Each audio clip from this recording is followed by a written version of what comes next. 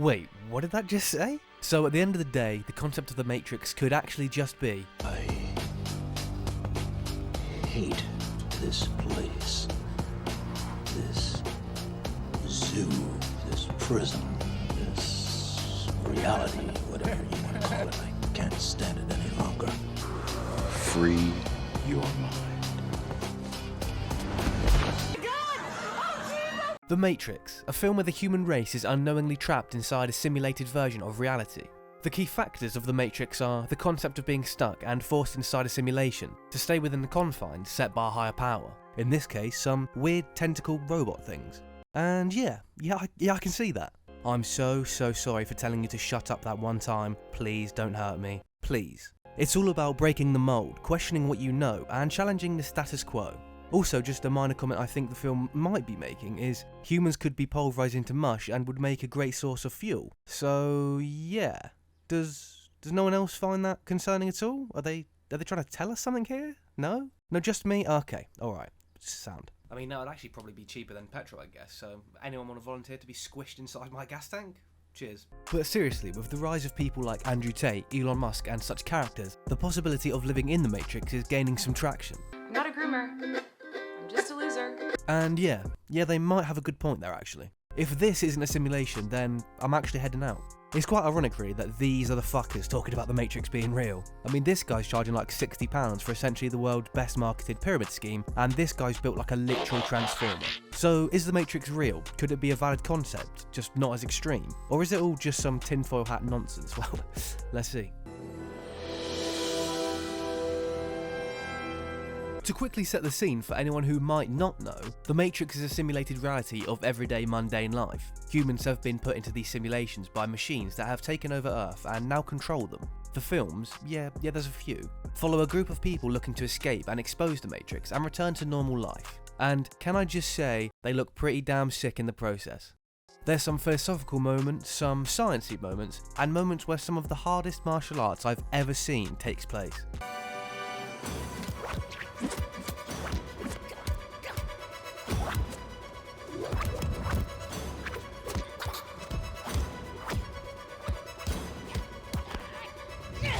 The Matrix controls, manipulates and deceives the population into believing certain things, thinking certain ways, and keeps them oblivious on certain matters. Now, look me in the eyes and tell me that doesn't sound at least slightly familiar. Am I saying this guy and this guy are the same person? No. Yes. But what I am saying is maybe we aren't in a flesh-sucking pod being harvested by robots, but maybe, just maybe, the idea of being pushed a certain way, told to ignore certain things and notice others, and being encouraged to blindly trust certain sources of information isn't so crazy after all. For example, one of the most popular clips from the film: You take the blue pill, the story ends, you wake up in your bed and believe whatever you want to believe. You take the red pill, you stay in Wonderland, and I show you how deep the rabbit hole goes. Creates a very interesting idea. Now, it isn't as extreme or simple as waking up from the simulation or staying in it per se, but it is in direct correlation with choosing to ignore specific media, information or opinions and just staying blissfully ignorant. Similarly, it's like picking a side and sticking to it no matter what new information is being discovered and learned. The red pill wakes you up. It symbolises opening your eyes to what's actually happening around you. The idea of that ranges from simply understanding perhaps how you're truly feeling in any situation to thinking outside the box entirely, which isn't a bad thing necessarily. Sometimes not knowing is for the best. The many concepts the films are pushing is to escape social constraints and norms. It's saying if you're different, you're actually allowed to embrace that. Crazy, I know. I mean, the group is pretty edgy. I mean, look at what they're wearing. There are limits to this, obviously, as in the films they go around just beating the absolute shit out of a bunch of people, so maybe don't do that. But I think what they're saying is, if beekeeping or playing Pokemon is deemed as weird or stupid, don't let that stop you from doing what you like or believe in. The sad, yet quite poetic irony of the situation, from things I've seen personally, is a lot of people who say the Matrix is real and how it's destroying us will at the same time bash people for being different or trying to break conformity. People will say the Matrix is real and how it's corrupting our lives, but at the same time will absolutely take the piss out of a wannabe influencer or someone just trying to be unique.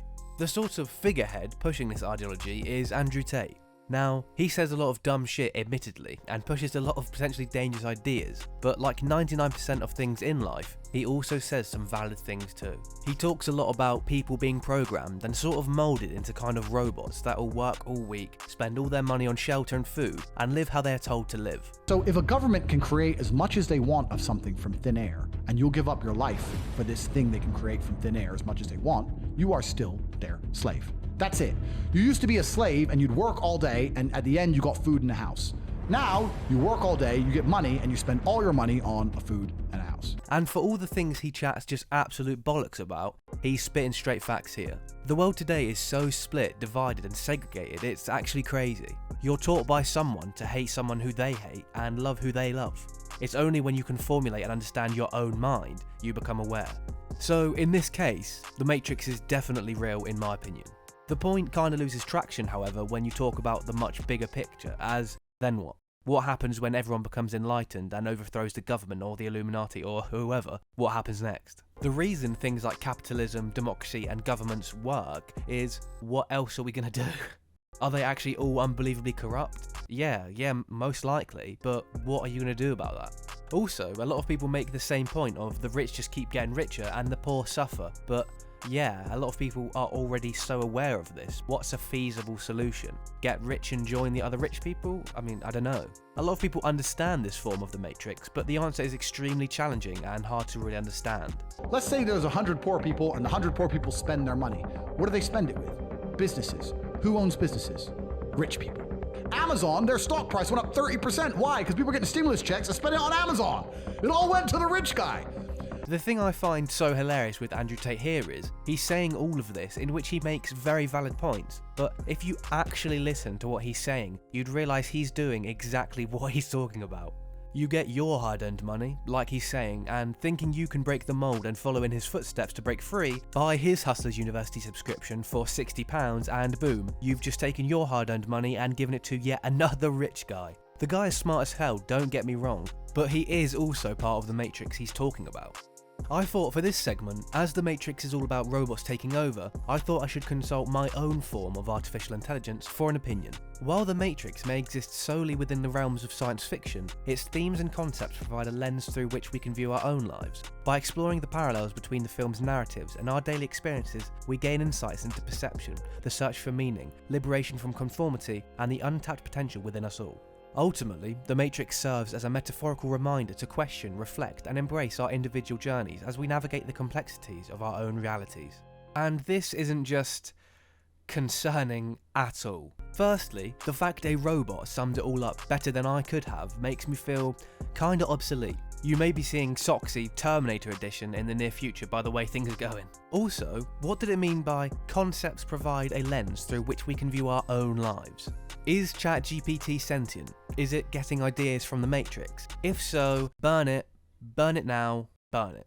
So overall, are robots keeping us in a simulation, controlling our lives and feeding on our remains? Actually maybe. They might be, who knows? The idea of our lives being controlled is definitely accurate, even if not as direct. The red pill, blue pill ideology can definitely be compared to real life and current world events. You could argue that some people are definitely brainwashed, lack their own opinions, and blindly follow orders, which does sound pretty Matrix-y to me. Most people who talk about how the Matrix is real and how bad it actually is often are either contributing to what they're saying is the problem or offer no real substance or alternative to what they're saying. A lot of people, if not a majority of people, know the situation they're in and know how the game roughly is, but having a plan, resources and/or time to execute these things is quite difficult. How do you combat this real-life Matrix? Do the best you can.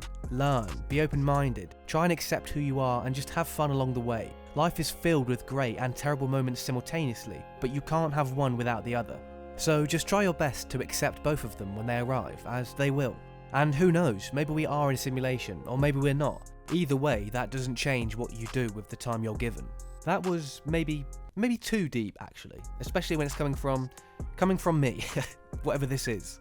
Well, I hope you've enjoyed this video. I hope you have a great week, and remember, if you're going through some shit, nothing bad lasts forever, and nothing really matters, so just be happy. In a bit.